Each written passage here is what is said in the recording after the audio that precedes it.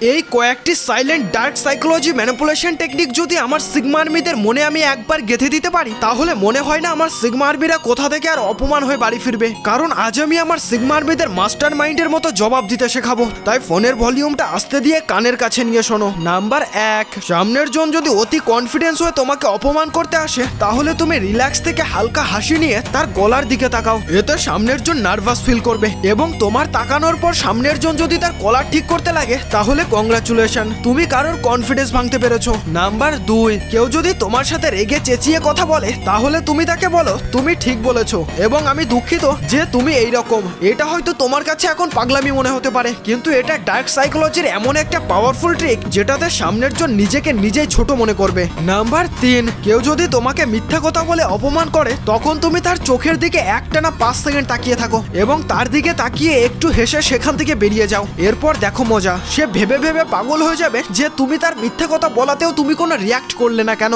আর হ্যাঁ, এখানে আমার সিগমা আর্মিরা যারা আছো, তারা ব্ল্যাক হার্টে কমেন্ট